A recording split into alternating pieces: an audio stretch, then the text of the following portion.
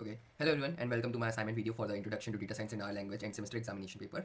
In this video, I'll be explaining all the important questions from the official question paper, and I will be using my presentation slide to give a detailed explanation and examples, formulas and algorithm. So let's begin with question 1.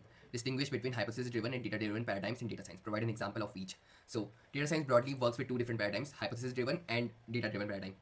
And these are fundamentally different ways of approaching a problem. Hypothesis-driven paradigm, this is traditional and scientific method. Here we begin with a belief, assumption or hypothesis that then we collect data to test whether our hypothesis is correct or not. For example, in my presentation, so students with attendance less than 75% have a high probability of failing. This statement is a hypothesis. It may or may not be true. We then gather data, attendance percentages and pass-fail results and use statistical test or probability models to confirm or reject this assumption. So the flow here is hypothesis, data, testing and conclusion. This paradigm is explanatory and usually used when we want to validate causal relationships or check the correctness of belief we already have.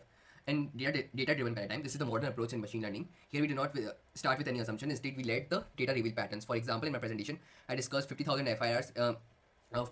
We do not assume that what time categories exist. We run clustering algorithm like k-means and discover natural groupings, dowry death clusters, honor killing clusters, land dispute cluster. This data show patterns we did not predefine. So the data flow is like data, pattern discovery, hypothesis generation, and insights. Data-driven approaches are exploratory and uncover hidden trends, which is extremely powerful for large datasets, criminal analytics, fraud detection, and students' performance on performance prediction.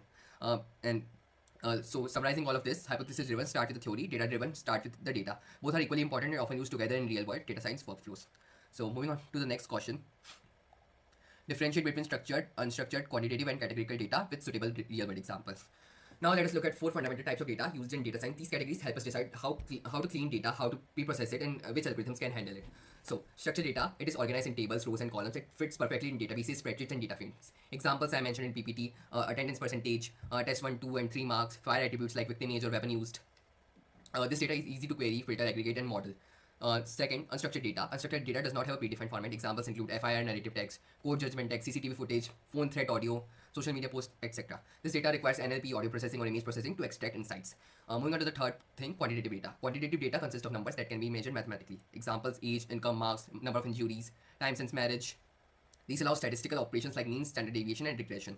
Categorical data, it represents labels or discrete classes. For example, gender, male, female, injury type, burn, minor cut, fracture, video assignment, yes, no, weapon, knife, kill, pest. So categorical data is encoded using one-hot encoding or label encoding before being used in machine learning. These 4 types of data form the basis of all pre-processing pipelines. Moving on to the next question, we have